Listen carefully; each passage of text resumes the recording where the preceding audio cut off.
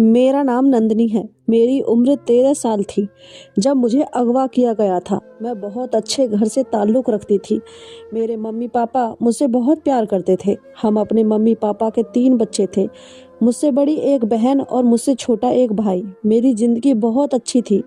मेरी टीचर्स भी मुझे बहुत प्यार करती थी क्योंकि मैं दिखने में बहुत खूबसूरत थी। लंबा कद, गोल मटोल से चेहरे पर गुलाबीपन शामिल था। खूबसूरत आंखें थीं। सब कहते थे तुम एक बारबी डॉल हो और मैं हमेशा इन तारीफ़ों को हासिल करके खूब मुस्कुराती थी। मुझे अपनी तारीफ़ सुनना बेहद पसंद था। आज सुबह से ही मेरा दिल बहुत अजीब हो रहा था, इसलिए मैंने मम्मी से मना कर दिया था कि आज मैं स्कूल नहीं जाना चाहती। मेरा बिल्कुल भी दिल नहीं कर रहा है, लेकिन मेरी मम्मी ने मेरी एक नहीं सुनी थी। वह मेरे सर पर थप्पड़ लगाते हुए बोली, खबरदार जो तुमने आज बहाना किया, मैं तुम्हें बहुत मारूंगी। जल्दी से तैयार हो जाओ, तुम्हारे पापा तुम लोगों को स्कूल छोड़कर आएंगे। जल्दी जल्दी करो। वह यह बोलकर कमरे से चली गई थी, जबकि मेरी दीदी और मेरा छोटा भाई फौरन तैयार होने के लिए खड़े हो चुके थे। लेकिन आज बिल्कुल भी मेरा दिल स्कूल जाने के लिए नहीं कर रहा था, वरना मैं बहुत अच्छी स्टूडेंट थी, हमेशा वक्त पर जाती थी और अपना काम भी वक्त पर करती थी। लेकिन आज मुझे बहुत घबराहट हो रही थी। ऐसा लग रहा था जैसे कुछ होने वाला है। लेकिन मेरी मम्मी मेरी बात सुनने के लिए तैयार ही नहीं थी। मैं भी खड़ी हो गई थी। स्कूल तो जाना ज़रूरी था। आज मेरा टेस्ट भी था। अगर मैं वह टेस्ट ना देती तो मेरे एग्ज़ाम अच्छे नहीं जाते। इसलिए मैं फ़ौरन खड़ी हो गई थी और बाथरूम की तरफ बढ़ गई थी। यूनिफॉर्म मम्मी पहले ही वॉशरूम में रख चुकी थी। वॉशरूम जाकर मैंने सावन लिया था और कपड़े बदलकर मैं बाहर आ गई। मैं स्कूल यूनिफॉर्म में थी, बहुत प्यारी लगती थी। मैंने 2 पौनी बनाई और जल्दी जल्दी तैयार होकर बाहर आ गई। बैग पहले ही तैयार था जो मम्मी के पास मौजूद था। हम तीनों बहन भाई ने मम्मी के हाथ से नाश्ता किया था। मैं अपनी मम्मी की बहुत लाडली थी, इसलिए उनसे चिपक कर बैठी हुई थी। मैं उनके गले में अपनी बाहें डालकर बोली थी, मम्मी आज मेरा बिल्कुल भी दिल नहीं चाह रहा है। पता नहीं क्यों, बहुत अजीब महसूस हो रहा है। आज मैं छुट्टी कर लेती हूँ, फिर कभी चली जाऊँगी। जबकि मेरी मम्मी सिर नाह में हिलाते हुए बोली, ना मेरी लाडो, आज तुम्हारे टेस्ट हैं। तुमने बहुत मेहनत की है। अगर आज की टेस्ट में पास नहीं होगी तो फाइनल एग्ज़ाम कैसे दोगी। उनकी बात भी बिल्कुल ठीक थी, इसलिए मैं चुप हो गई। मैंने फ़िलहाल अपने आप को काबू किया था और मम्मी के गाल पर प्यार करके जल्दी से घर से निकल गई थी। वह हम तीनों को दरवाजे तक छोड़ने के लिए आई थी और हम स्कूल की तरफ रवाना हो गए। हमें स्कूल छोड़ने के लिए पापा जाते थे, लेकिन आज उनको ऑफिस जल्दी जाना था, इसलिए दीदी के साथ हम दोनों बहन भाई भी जा रहे थे। मगर अचानक ही रास्ते में एक गाड़ी हमारे आगे रुक गई थी। दीदी, मैं और छोटा भाई तीनों ही परेशान हो गए कि ये लोग कौन हैं। अचानक ही इस गाड़ी में से 2 मोटे मोटे आदमी बाहर आए और उन्होंने मेरी दीदी और भाई को छोड़कर सिर्फ मुझे पकड़ लिया और घसीटकर गाड़ी में डाल दिया। मैं रोती जा रही थी, चिल्ला रही थी, मुझे छोड़ दो, मुझे छोड़ दो। लेकिन इन लोगों को मेरे हाल पर बिल्कुल भी रहम नहीं आ रहा था। उन्होंने पटकने वाले अंदाज में मुझे गाड़ी में डाला था और तेज़ी से भगाते हुए ले गए। मेरी दीदी और छोटा भाई बहुत दूर तक उनके पीछे आए, आवाज़ें देते गए थे कि हमारी बहन को छोड़ दो, वह मासूम है, उसने कुछ नहीं किया। मगर वे लोग ना रुके और ना ही उन्होंने रुकना था। मैं गाड़ी के अंदर खूब हाथ पैर चला रही थी, उनसे रिक्वेस्ट कर रही थी कि मुझे जाने दिया जाए, लेकिन फिर भी इनको मेरे ऊपर बिल्कुल भी रहम नहीं आया। मेरे ज़्यादा शोर करने पर बाहर मौजूद लोगों को इन लोगों पर शक हो सकता था, इसलिए गाड़ी चलाता हुआ ड्राइवर गुस्से से बोला, इस छोरी के मुंह पर रुमाल रख, चीख चीख कर कान फाड़ दिए हैं। अगर बाहर मौजूद लोगों को जरा भी भनक पड़ गई तो हमारे लिए मुसीबत बन जाएगा। मैं उसकी बात सुनकर जोर से चीख मारती, उससे पहले ही बराबर में मौजूद आदमी ने मेरे मुंह पर रुमाल रख दिया। मैंने अपनी सांस रोक ली थी। मैं बहुत ही होशियार बच्ची थी, लेकिन मेरा सांस रोकना भी कोई फ़ायदेमंद साबित नहीं हुआ। उस रुमाल में बहुत क्लोरोफॉर्म डाला हुआ था, इसलिए मैं फ़ौरन बेहोश होकर इन लोगों की बाहों में ही झूल गई थी। मेरी आँख रात के वक्त खुली थी। मुझे काफ़ी शोर की आवाज़ आ रही थी, गाने बजाने की, ढोल की ताल की, मर्दों की हंसी। मैं फ़ौरन ही उठकर बैठ गई थी। मैं किसी कमरे में मौजूद थी और एक छोटे से बेड पर लेटी हुई थी। हर तरफ रंगीन पर्दे लगे हुए थे, जगह जगह आईने मौजूद थे, मेकअप का सामान था और शराब की बोतलें रखी हुई थी। मेरा दिमाग काम करना बंद कर चुका था। मैं कहाँ पर थी मुझे कुछ समझ नहीं आ रहा था। अभी तक मैं अपने स्कूल यूनिफॉर्म में ही थी। मैं फौरन अपनी जगह से खड़ी हुई थी। मेरा इरादा दरवाजे को पीटने का था, लेकिन मैं चुप हो गई। बाहर से मर्दों की आवाज़ आ रही थी, यानी मैं किसी गलत जगह पर पहुंच गई थी। मेरा दिमाग घोड़े की रफ्तार की तरह काम करना शुरू कर चुका था। मैं बहुत एहतियात के साथ खिड़की के पास आई थी और पर्दा हटाकर जब मैंने बाहर झांक कर देखा तो मेरे कदमों तले से ज़मीन निकल गई। मैं 13 साल की थी। मैं कोई छोटी बच्ची नहीं थी। अक्सर वक्त मैंने टीवी ड्रामों में ऐसे मंजर देखे थे जिसमें कोठे का सीन दिखाया जाता था, यानी मैं किसी गलत जगह पर आ गई थी। मेरी आंखों से लगातार आंसू बहते जा रहे थे। मुझे मेरी माँ याद आ रही थी। मैंने उन्हें बोला था कि आज मुझे नहीं जाना, लेकिन उन्होंने मेरी एक बात नहीं सुनी थी और मुझे ज़बरदस्ती स्कूल भेज दिया था, जिसका नतीजा आज मैं एक कोठे पर मौजूद थी। मेरा दिल बहुत घबराया हुआ था। मैं दिल में दुआ कर रही थी कि मेरे मम्मी पापा कहीं से मुझे बचाने के लिए आ जाएं, यहाँ पर पुलिस पहुँच जाए, मुझे यहाँ से निकाल लिया जाए। लेकिन शायद अब ये सब मेरे नसीब में नहीं था। मेरा नसीब काला पड़ चुका था। मैं चुपचाप बिस्तर पर बैठ गई थी और दुआ करने लगी थी कि ऊपर वाले मुझे बचा ले। मैं यहाँ नहीं रहना चाहती। मुझे पढ़ाई करनी है, मेरी ज़िंदगी को बर्बाद होने से रोक ले। लेकिन शायद अब मेरी दुआ कबूल नहीं होनी थी। वक्त गुजरता जा रहा था और मैं रोते रोते कब गहरी नींद में सो गई मुझे कुछ पता नहीं था। अगली सुबह मेरे सर पर कोई खड़ा हुआ मुझे झंझोड़ कर उठा रहा था। मैंने हल्की हल्की आंखें खोलकर देखा तो सामने ही एक चमकीले कपड़े पहने एक औरत खड़ी हुई थी। मुझे घूर रही थी। मैं फौरन डरकर उठ बैठी थी। वह मुझे देखते हुए बोली थी, ए छोरी, बाहर आ, चंदाबाई ने तुझे याद किया है। जबकि मैं दिल ही दिल में ये सोच रही थी कि ये चंदाबाई कौन है।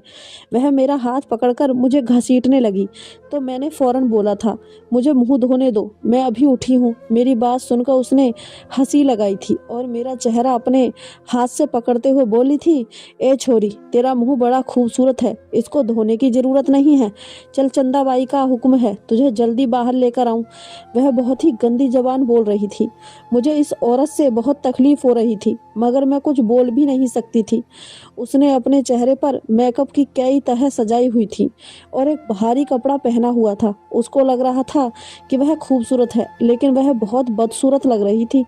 वह मुझे घसीट कर बाहर लाई थी और चंदाबाई के कदमों में फेंकते हुए बोली थी, चंदाबाई, ये है वह छोरी जो कल राकेश ने भेजी है।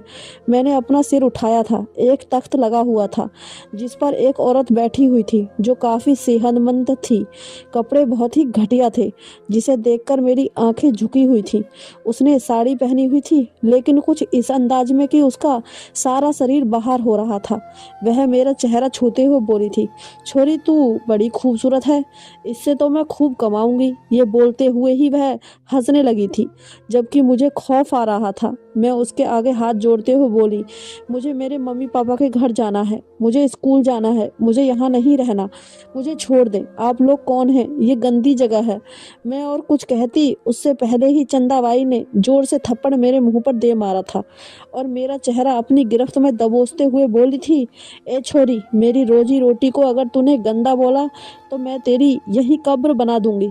अपनी जबान को बंद रख। मेरे सामने कोई भी बकवास नहीं कर सकता। मेरा पैर दबा, फिर सोचती हूँ तेरा क्या करना है।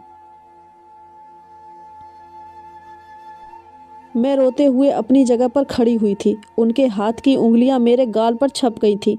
मेरी आंखों से आंसू बह रहे थे, लेकिन मैं बहुत बेबस थी। इन लोगों के ही रहम और कर्म पर थी। मैं चुपचाप उनके पैर दबाने लगी थी, जबकि चंदाबाई मुझे ही देख रही थी।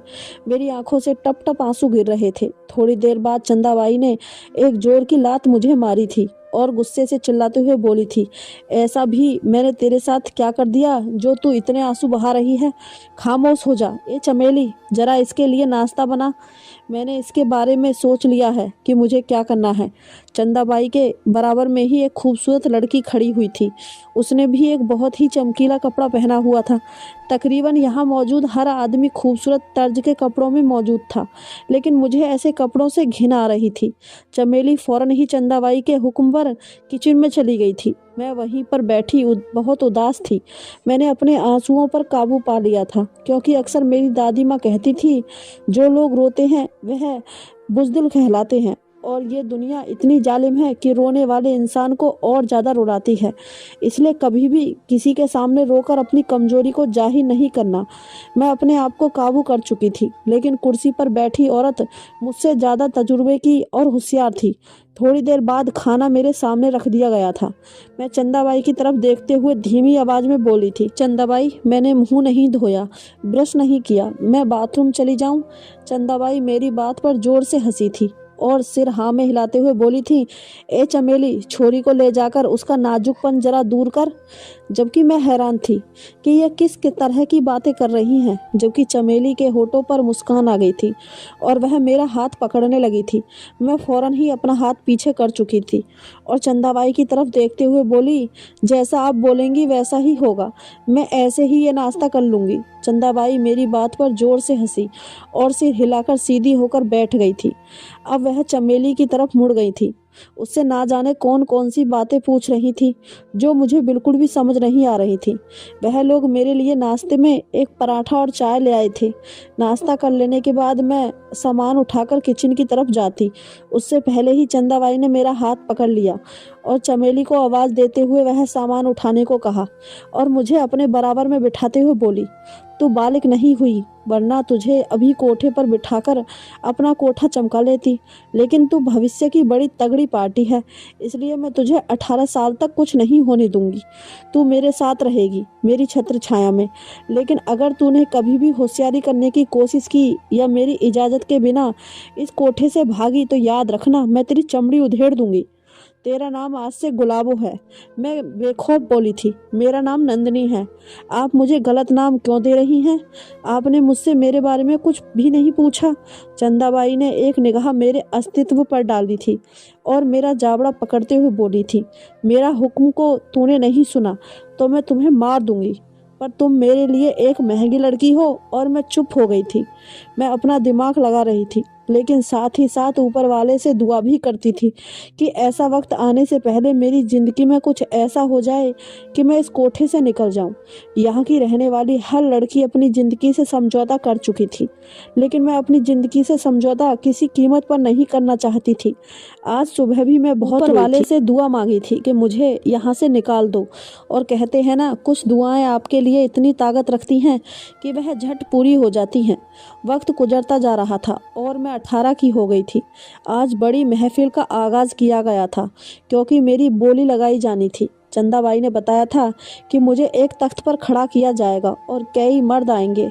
इसके बाद मेरी बोली लगेगी। जो मर्द ज़्यादा पैसे देगा, मुझे उसके हवाले कर दिया जाएगा। अब उसकी मर्जी है कि वह मुझे अपने साथ लेकर जाएगा या फिर इस्तेमाल करके यहीं छोड़ देगा। अगर वह मुझे अपने साथ ले गया तो मेरी इस कोठे से आज़ादी है, और अगर उसने मुझे इस्तेमाल करके छोड़ दिया तो मेरी ज़िंदगी बर्बाद है, क्योंकि फिर हर रात मेरे पास कोई नया मर्द आएगा और मैं उस मर्द के हवाले कर दी जाऊंगी जिसने मुझे खरीदा होगा। मेरी आंखें बंद थीं, मेरे होठ फड़फड़ा रहे थे। मुझे चंदाबाई की लड़कियों ने तैयार कर दिया था। मेरा दिल फटने के करीब था। ये मुझ पर कैसा वक्त आया था। मैं हमेशा अपने माँ बाप की लाडली रही थी और आज एक तवायफ बनने जा रही थी। मेरे लिए ये पल बहुत तकलीफ देह था। मेरी आंखों से आंसू लगातार बह रहे थे। सुबह से ही मेरा हाल बेहाल हो रहा था। रोने की वजह से मुझे बुखार हो चुका था। मैंने सबसे पहले रेस्ट करना था, इसके बाद ही मेरी बोली लगनी थी, ताकि लोग मुझे आसानी से खरीद सकें। महफिल सजाई जा रही थी, हर चीज़ की तैयारियां हो रही थी। आज पहली बार मैंने चंदाबाई की आंखों में आंसू देखे थे। मैं हैरान भी थी, लेकिन चुप थी। मुझे पता था कि वह मुझसे बहुत प्यार करती हैं। सबसे ज़्यादा उन्होंने लड़कियों में अगर किसी को अहमियत दी थी तो वह मेरा अस्तित्व था। लेकिन आज मैं चंदाबाई के पास नहीं गई थी और ना ही उनसे कोई बात की थी। अगर उन्हें मुझसे इतना प्यार था तो वह कभी भी ना मेरी बोली लगाती और ना ही मुझे ये काम करने देती। हाँ, मुझे चंदाबाई से एक ईर्ष्या थी, क्योंकि वह मेरे लिए मेरी माँ का दर्जा रखती थी। लेकिन आज मुझे उनके अस्तित्व से बेहद नफरत हो रही थी। शाम ढलते ही मर्द आना शुरू हो गए। हर तरफ खुशबू फैल रही थी। शराब की बोतलें बाहर निकल आई थीं। म्यूजिक सिस्टम भी लगा दिया गया था। हवेली के दरवाजे बंद हो गए थे और अब मुझे महफिल में चार चांद लगाने के लिए जाना था। मेरा दिल डोल की तरह मेरे कान में बज रहा था। मेरी आंखों धुंधला रही थी। चेहरे पर घूंघट डाल दिया गया था। मुझे अपना घूंघट एक अदा से हटाना था, लेकिन इससे पहले मुझे मर्दों को अपना चेहरा देखने के लिए बुरी तरह से ललचाना था।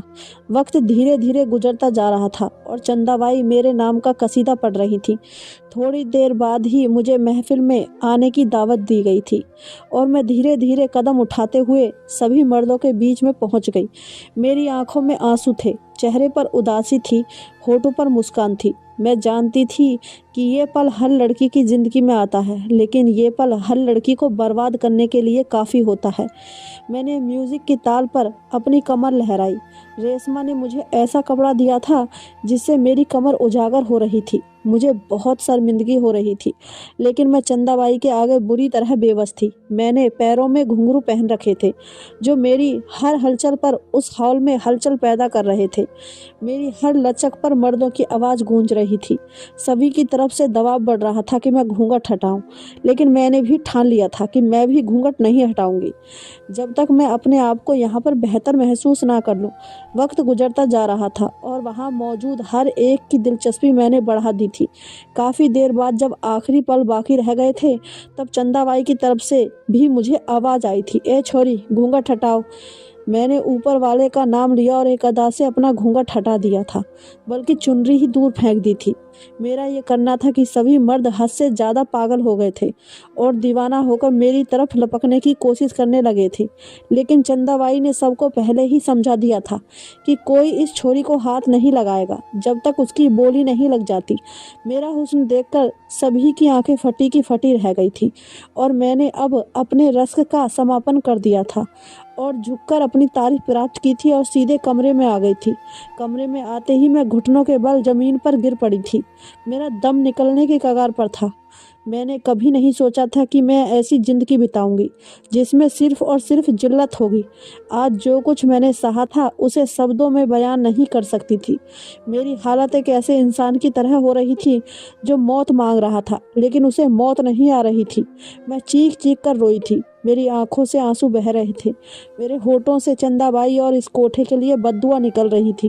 लेकिन शायद ये सब मेरी बेवकूफ़ी थी, क्योंकि मुझे पता था एक ना एक दिन मेरे साथ ये सब होना है। क्योंकि यहाँ मौजूद कोई भी लड़की चंदाबाई के दिल में के कितने भी पास क्यों ना हो, उसके साथ ये सब होकर ही रहता है। लेकिन वह रात मेरे लिए बहुत यातनादेह थी। अगली सुबह जब मैं जागी तो मेरे सिर बुरी तरह से दर्द कर रहा था। देर रात तक सोने की वजह से मेरी हालत काफ़ी ख़राब हो गई थी। मेरे पास ही मेरी सहेलियां बैठी हुई थीं, मेरे सिर पर पट्टी रख रही थी। थोड़ी देर बाद मेरी आंख खुली तो चंदाबाई भी कमरे में मौजूद थी। मुझे परेशान निगाहों से देख रही थी। वह मेरे पास आई और मेरा सिर सहलाते हुए बोली, ए मेरी चंदा, क्या हुआ? तेरी फिक्र में तो मैं भी बीमार हो गई। उन्होंने इशारे से सब लड़कियों को कमरे से बाहर भेज दिया था, जबकि मैं उनसे मुंह मोड़े बैठी हुई थी। मैं उनकी तरफ देखना भी नहीं चाहती थी। जब उन्होंने मुझ पर बिल्कुल रहम नहीं किया तो मैं उनसे बात भी क्यों करती। वह मुझे देखते हुए बहुत ही लाड़ भरे लहजे में बोली थी, मैं जानती हूँ मेरी लाड़ो, तू बहुत नाजुक है। कल हुए बातों से डर गई है, इसलिए सारी रात रोती रही है। तेरी आवाज़ मुझे आई थी और मैं तेरे पास आना चाहती थी, लेकिन बेबस थी। वहाँ पर सब चीज़ें मुझे संभालनी थी। बहुत बड़े पैमाने पर वह कार्यक्रम आयोजित किया गया था। तेरी वजह से कल मैंने तेरी बोली नहीं लगवाई, वरना आमतौर पर जो लड़की रसक करती है उसी की बोली लगाई जाती है और उसी रात उसको एक आदमी के हवाले कर दिया जाता है। मगर तू मेरे लिए बहुत ज़रूरी है, इसलिए मैंने सोचा कि तू सिर्फ रस करेगी, ना मैं तेरी बोली लगाऊंगी और ना ही तुझे किसी आदमी के हवाले करूंगी। भले लोग कितना भी मुझे लालच देते हुए निगाह से देख लें। मैं हैरान होकर चंदाबाई को देख रही थी। मैं यकीन नहीं कर पा रही थी कि चंदाबाई मेरे साथ इतना अच्छा कर सकती हैं। मैं उनकी तरफ देखते हुए बोली, नहीं, आप झूठ बोल रही हैं, आप ज़रूर मेरे साथ ऐसा करेंगी, आपने हमेशा ऐसा ही किया है। वह मेरे बाल सहलाते हुए बोली, एक तू ही है जिसको मैंने अपनी बेटी माना है और कभी कोई माँ अपनी बेटी को तवायफ नहीं बनाती, लेकिन तू रस्का ज़रूर करेगी। अगर मैं ये नहीं करूँगी तो मेरे कोठे की बाकी लड़कियों के साथ अन्याय हो जाएगा। मैंने तुझ पर अपना बहुत पैसा लगाया है। देख गुलाबो, मुझे तेरी तरफ से अब कोई शिकायत नहीं आनी चाहिए। अगर मुझे पता चला कि तू रोई है तो मैं कभी तुझे माफ़ नहीं करूँगी, बल्कि तुझे तवायफ बना दूंगी। उनकी बात सुनकर मैं तुरंत उठकर बैठ गई और उन्हें गले लगाते हुए बोली थी, चंदाबाई आप बहुत अच्छी हैं, आप जैसा कोई नहीं। मैं आपकी हमेशा शुक्रगुजार रहूँगी। आपका बहुत बहुत धन्यवाद। वह मेरा कंधा थपथपाकर कमरे से बाहर चली गई थी। मेरा दिल बाग बाग हो गया था। मुझे यकीन नहीं हो रहा था मैं इतनी आसानी से इतनी बड़ी मुश्किल से बाहर निकल आई हूँ। लेकिन मुझे ये मालूम नहीं था कि चंदाबाई ये तो मेरे लिए कर चुकी हैं, मगर वह अपनी लालची स्वभाव को कभी नहीं भुला सकती। हाँ, वह मुझसे प्यार करती थी, ये बात सच है, और मुझे ये भी पता था कि उनकी मोहब्बत में मेरे लिए बिल्कुल भी कोई मिलावट नहीं है। मगर दौलत एक ऐसी चीज़ है जो इंसान को बर्बाद कर देती है, और यही चंदाबाई के साथ होने वाला था, और वह मुझे बर्बाद करने वाली थी। वक्त गुजरता जा रहा था और मैं हर रोज़ महफिल सजाकर रस करती थी। अब मुझे शर्म नहीं आती थी, क्योंकि मुझे मालूम था कि ना मेरी बोली लगाई जाएगी और ना ही मुझे खरीद कर कोई ले जाएगा। बस मुझे नाचना है और इन सब का दिल लुभाना है। वक्त गुजरता जा रहा था और मेरी उम्र 24 साल हो गई थी। मैं बहुत बड़ी रास्की बन गई थी। दूर दराज से लोग मेरा नाच देखने के लिए आते थे। मेरी बहुत कीमत लगाई जाती थी। चंदाबाई मेरे रसक से ही इतना कमा लेती थी कि उन्हें मेरी बोली लगवाने की ज़रूरत ही नहीं थी। वैसे भी मेरा हुस्न उन्हें चाहिए था, और अगर वह मुझे किसी आदमी के हवाले करती तो वह आदमी मेरा हुस्न खराब कर देता। वक्त गुजरता जा रहा था और आज सुबह से ही मेरा दिल अजीब हो रहा था। मैंने ये बात चंदाबाई को भी बताई थी, मगर वह तो अपने नोट बनाने में व्यस्त थी। उन्होंने बोल दिया था, देख गुलाबो, मुझे तेरी तरफ से कोई भी बहाना नहीं चाहिए। आज तुझे रसक करना पड़ेगा। बड़ी बड़ी हस्तियां आ जाएंगी। अगर तेरी तरफ से मुझे कोई भी शिकायत मिली तो मुझसे बुरा कोई नहीं होगा। जबकि ना जाने क्यों मुझे ऐसा लग रहा था जैसे आज कुछ होगा, कुछ अजीब, बहुत खतरनाक। लेकिन क्या, ये मुझे मालूम नहीं था। मैं बचपन से ही थोड़ी अलग इंसान थी। जब भी मेरे साथ कुछ गलत होने वाला होता या फिर कुछ अच्छा होने वाला होता तो मुझे महसूस हो जाता, और आज भी मुझे ऐसा लग रहा था जैसे मेरे साथ कुछ होगा, कुछ अजीब या अच्छा। लेकिन क्या, इस बात से मैं अनजान थी। वक्त का पहिया घूमता जा रहा था। रात को महफिल सजा दी गई थी, इज्जतदार हस्तियां पहुंच गई थीं, और आज मैंने अपने सबसे अच्छे कपड़े पहने थे, पैरों में घुंघरू बांधे थे, चेहरे को मेकअप की कई तहों से सजाया था, बालों में गुच्छा लगाया था, हाथों में भर भर के चूड़ियां पहनी थी और सहज सहज कर बाहर आई थी। तमाम मर्दों की निगाहें मेरे हुस्न पर ही केंद्रित थीं। सबकी गंदी निगाहें मेरे जिस्म से सिर से पार हो रही थी, जो मुझे खूब अच्छे से महसूस हो रही थी। शुरुआत में मुझे ये सब कुछ बहुत गैर मुलायम लगता था और मुझे ये काम करते हुए भी घिन आती थी, लेकिन धीरे धीरे आदत होना शुरू हो गई थी, क्योंकि मुझे मालूम था कि रोने से या फिर तकलीफ में रहने से कोई फ़ायदा नहीं है, क्योंकि यही मेरी ज़िंदगी है और मुझे ये सब कुछ स्वीकार करना ही पड़ेगा।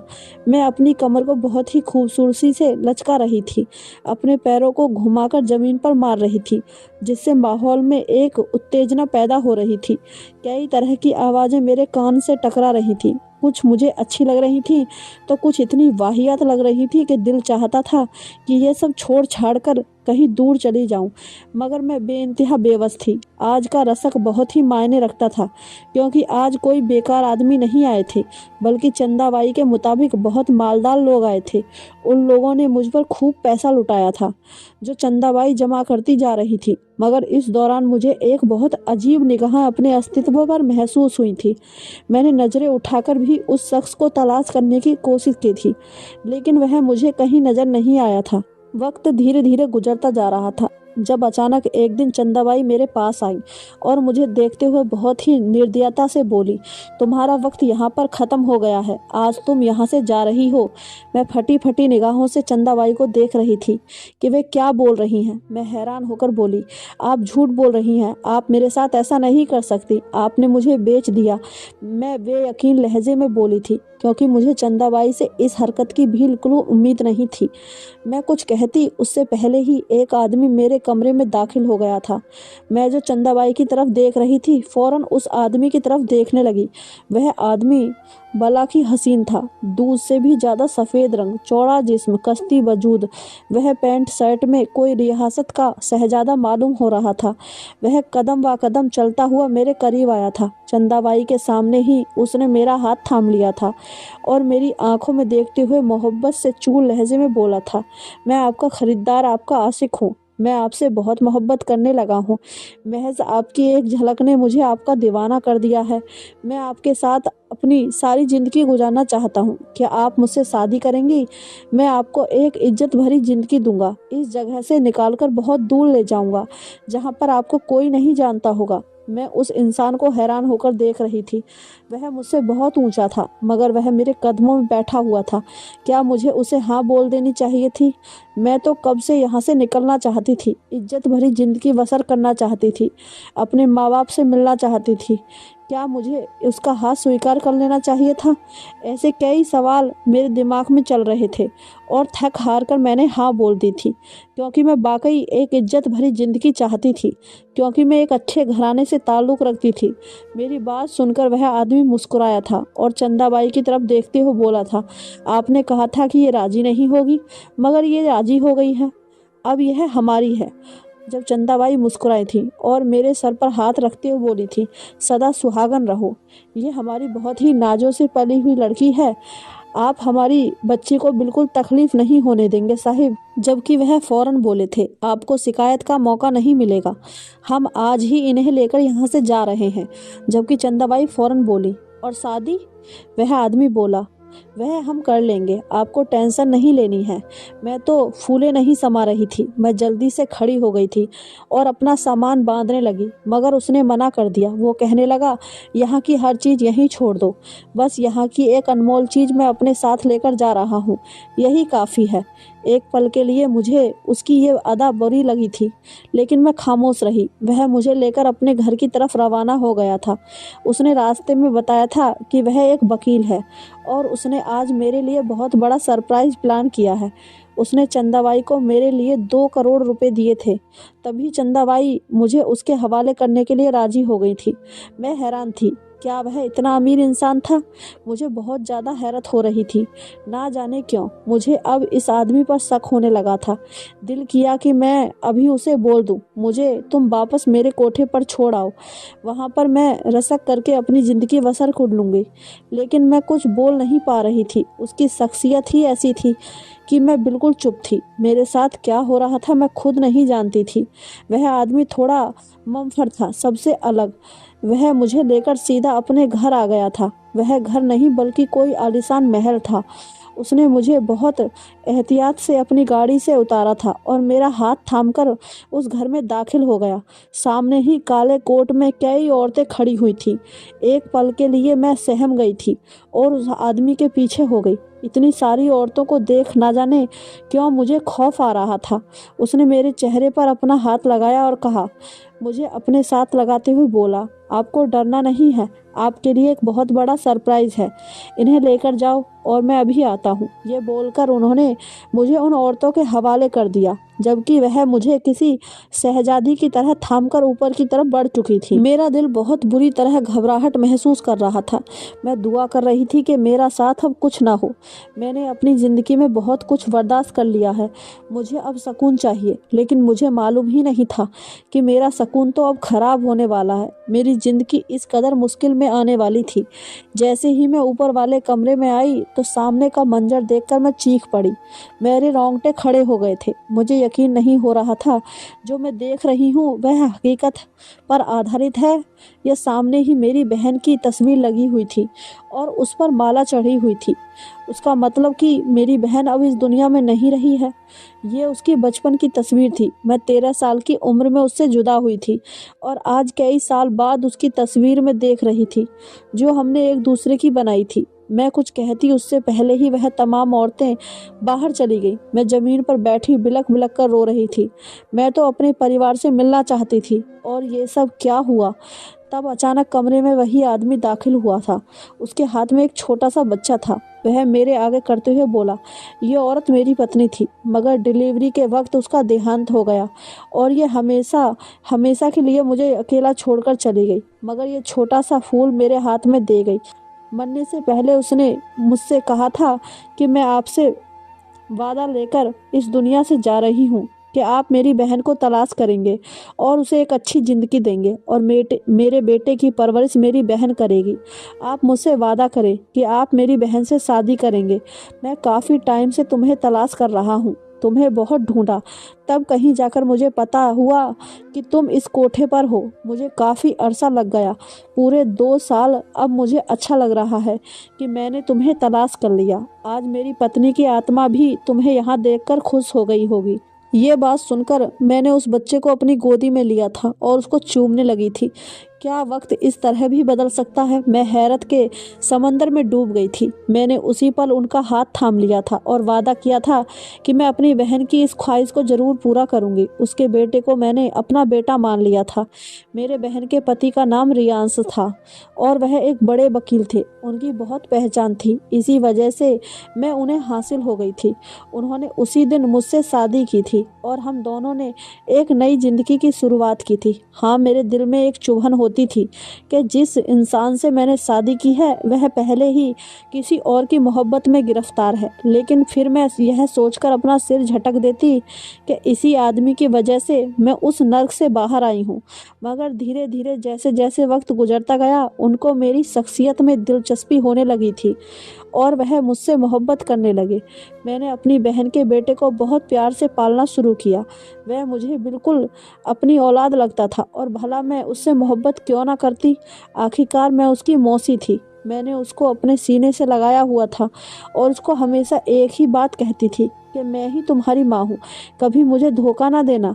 वह कुछ ही दिनों में मुझसे बहुत घुल मिल गया था और मेरे पास ही ज़्यादातर रहता था। रियांश बहुत व्यस्त रहते थे, लेकिन इसके बावजूद भी वह मुझे वक्त देते थे और मेरे लिए यही सब कुछ काफ़ी था। शादी की पहली रात ही उन्हें मालूम हो गया था कि अभी तक मैंने अपनी इज्जत बचा कर रखी है। मैंने उन्हें बताया था कि मैं महज डांस करती थी, इसके अलावा आज तक मैं किसी गैर मर्द के करीब नहीं गई और किसी गैर मर्द ने मेरे हुस्न को हाथ भी नहीं लगाया। यह सुनकर वह बहुत खुश हुए थे। अब मैं रियांश और अपने बेटे के साथ एक खुशहाल जिंदगी बिता रही थी। कुछ ही दिन बाद मेरे घर में एक और खुशी आने वाली है, जिसकी वजह से मैं और खुश हो गई हूँ। दोस्तों, ये थी हमारी आज की कहानी। कहानी पसंद आई हो तो वीडियो को लाइक करें और चैनल को सब्सक्राइब जरूर करें। धन्यवाद दोस्तों।